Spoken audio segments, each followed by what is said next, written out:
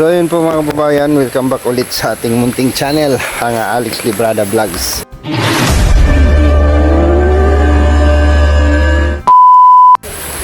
Isang mapagpalang araw po sa ating lahat guys. Mga kababayan, ayan, for today's vlog ay mag-update tayo dito sa ating project sa ating babuyan. So ito pina-sprayhan ko po kay Brad Tata yung damo. Sobrang ano po, kapal.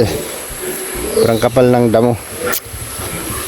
Isprayan ko siya ng pangpatay damo para malinis siyang tingnan. Tapos mataniman natin kasi bibili po ako ng cyclone wire na ibabakod ko dyan sa gilid ng daan papunta doon para hindi na sila dadaan doon malapit sa bahay. Wala na tayong labong.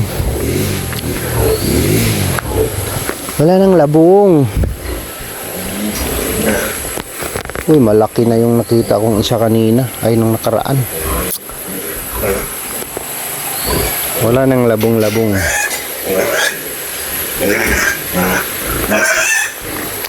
Nagugutom na naman si Pigi-Pigi ditong maliit, oh. Yeah. Gutom na siya.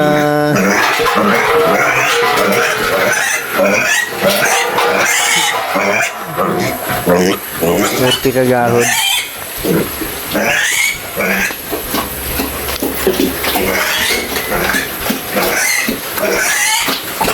Hey guys, nalugi na kami dito. Pinaiay namin to 2,000. Dalawang iay hindi na palaban, kaya quits na yung toki.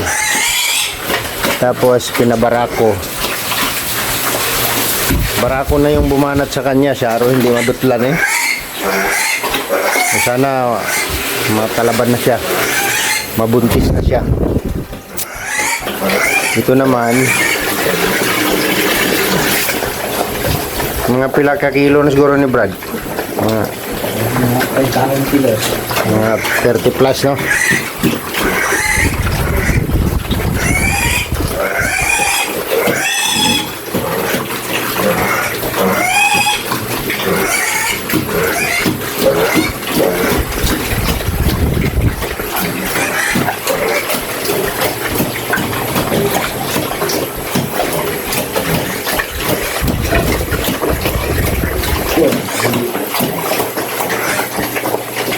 Muning magsuo, no?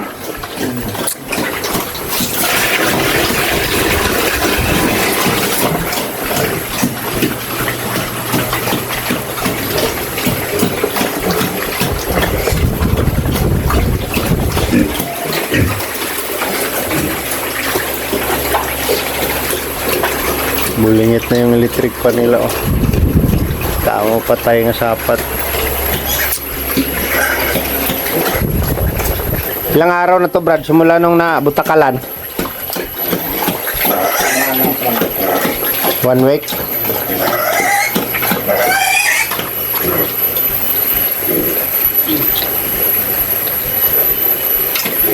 Sana madutlan na siya, no? Mga 2 panganak yan. Lagpas na yan dito. Pantay na siya dito sa...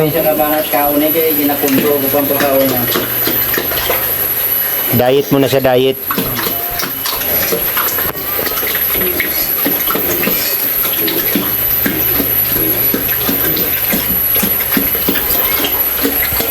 Sana mabuntis na siya para hindi naman tayo lugi, no? Nagbayad na si Brad Tata dyan ng 2,000. Nagbayad na siya ng 2,000 pesos dyan. Yung EI baga, no? EI, yung inject lang na ano. Hindi siya natalaban 2 beses. So barako na yung dinala dyan. Barako na yung dinala para mabuntis siya. So ganito pa rin itsura ng ating figure. So mag-extend na lang tayo. At ito, ayusin ko pa ito para yung 4 na yun gagawin namin inahin yung 4, no? Gagawin namin inahin. So dito sa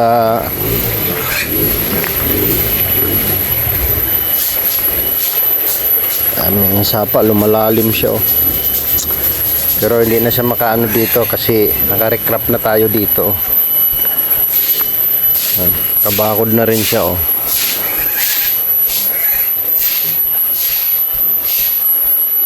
Ayan, pagka malakas po yung ulan, abot po dito yung baha. Dito. Ito yung dingding ng ano natin. Ganun lang po kalaki.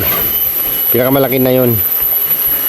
Pinakamalakas na yun hanggang doon sa baba. Malawak naman yan eh. May naka-recrap naman na tayo dito sa gilid. Hanggang dito sa likod. Pwede pa tayo mag-extend dito. Pwede pa ako mag-extend dito. So pinapatubo ko yung mga gabi para pagkain nila. Tapos nagtanim din tayo dito ng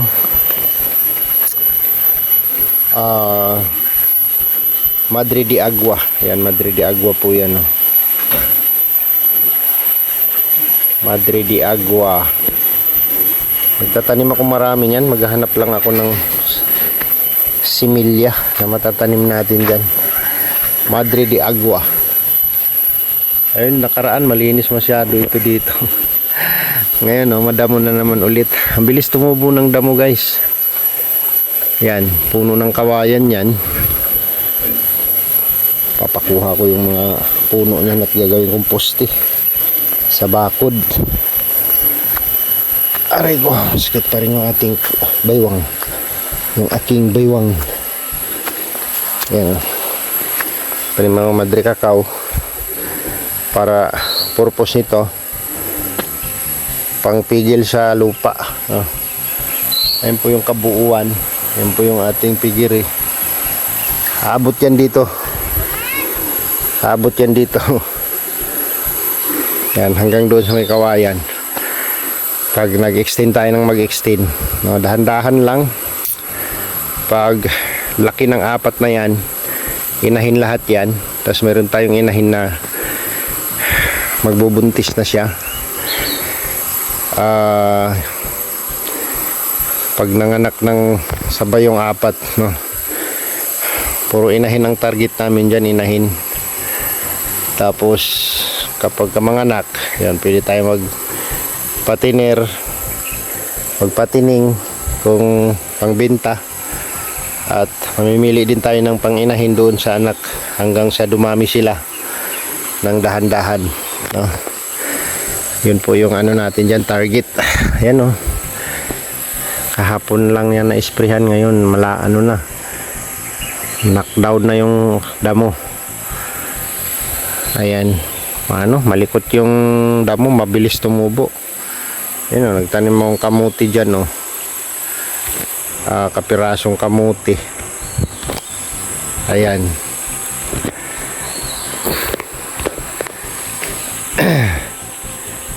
Kaya pang talbos-talbos lang. Lilinisin ko ito, kaya pina-sprayan ko kay Brad Tata ng yung damo. Sililinisin ko. Balak kong taniman ng luya. Luya guys, luya. Kasi yung luya, kahit pabayaan mo lang, hindi siya masyado alagain, no? Hindi masyado alagain yung luya. Nakakatakot naman dito pumasok. Kahanap ako ng labong. Kaso wala ng labong. Ito ay puno ng kawayan, no? Madalas pong tirahan ng ahas ito. Kaya pagka kumuha ka ng labong dito, magtingin-tingin ka, mag-ingat-ingat. Kasi tirahan ng ahas yung puno ng kawayan. Yan po yun. Mayaman sa kawayan dito guys. Yan o. Kawayan yan o.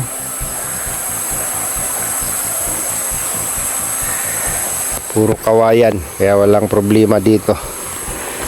Walang problema sa kawayan guys dito sa amin.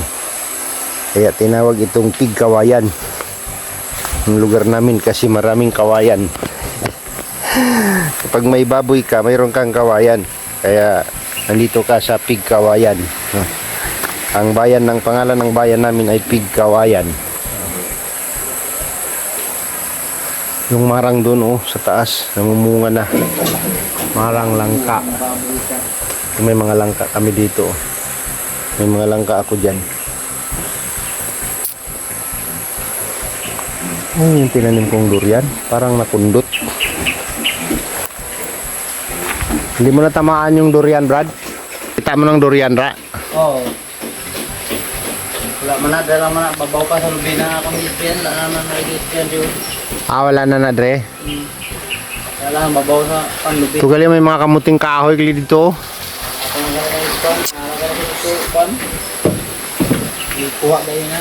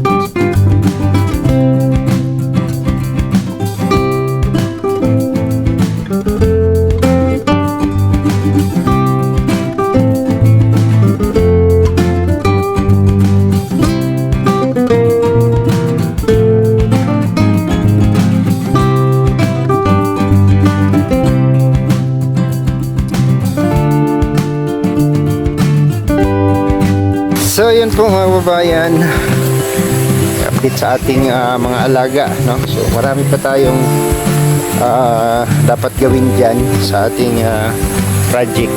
So Hindi man natin magagawa ngayon yan, pero sa dahan-dahan po, no? Paunti-unti, ma-develop natin at magagawa natin yung sunod.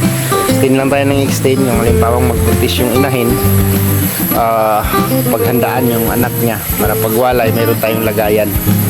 Pagwalay ng mga anak. Tapos itong apat, pagka naging inahin yan, yan ang bawat panganak, extend na naman tayo ng extend na malagyan na mayroon, basta mayroon tayong malalagyan ng mga mawawalay ng mga biik. Hinahinay lang guys, no? Basta kanunay.